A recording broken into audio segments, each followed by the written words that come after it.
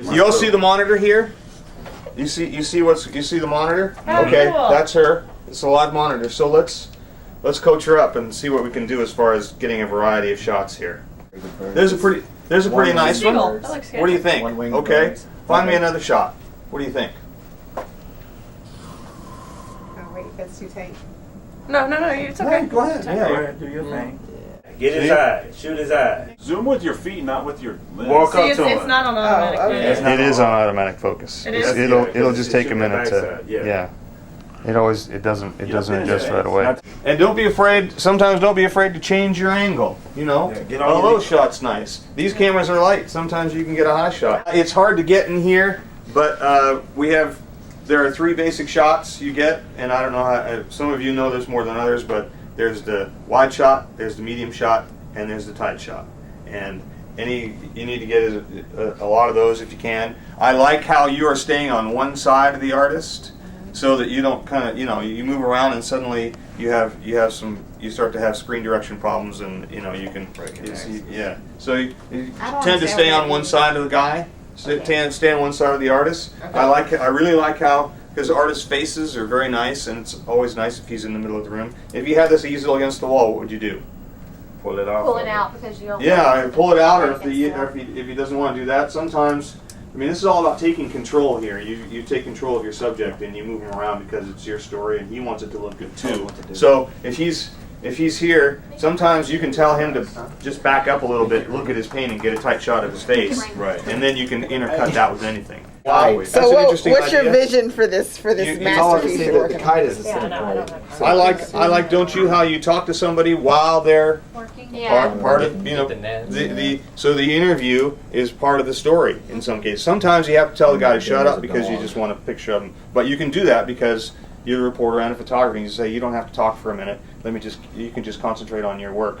So you don't tell them to be quiet. You say, you don't have to talk now. I can get this shot while you're doing this. But there are times when you can be there and you can interact. You go, wow, why a kite? Or your sun looks so interesting and blue today. Why is that? And then so the artist begins to interact with you, and it's so much easier as a photographer, the guy holding the camera, than it is if a reporter was off in the corner of the room and the guy doesn't know who to talk to. So a movie is a sequence of shots, and our story, hopefully, if we can, will involve a sequence of shots, especially if we're introducing someone and we have a certain amount of control and we can get them to do things, and we can build a sequence of shots that tells our story with the help of our script and some sound. If it can be on automatic, let it be on automatic. Don't try to become an artist on day one. Don't even try to become an artist on month one. Just learn your camera, learn the ins and outs of it, but don't go crazy with all these other, you'll work up to that point. I mean, he's been doing it for 10 years, 25 years, Rod,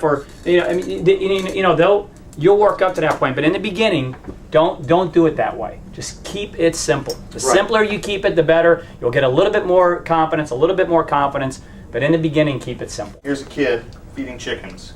We're going to have a wide shot, medium shot, tight shot, and it'll just hopefully show you what we're talking about here. Got some food here. Come here. Okay. Tight, wide. So we had medium, wide, tight. Medium, wide, tight. You can go tight, medium, wide. If you have a variety, then those tight shots you can start with a tight shot. Depending on how you want to write the story, you get a little freedom that way. But it seems like the medium shot is the one that always gets left out, or the wide shot. You think, man, that was so cool. I got all these great shots, and then you get back and you think, oh no. While water was still dripping, work started to dry things out. Water flows easily down, and it went from the second to the first floor. No one reflected long on a decision to cancel for the day. Pretty nice. You see, no one reflected long. Nice little line there. But you have a story. Your water's still dripping. You're drying it out. And did you notice something else there? There's some nice little natural sound. He left a little space for the blower to blow, and so you feel more like, okay, I know what's going on. Here are takeaways. Strive for a variety of shots, wide, medium, and tight. Zoom with your feet. Stay on one side of the subject. Look for opportunities for natural sound. And talk with the subject while you're shooting.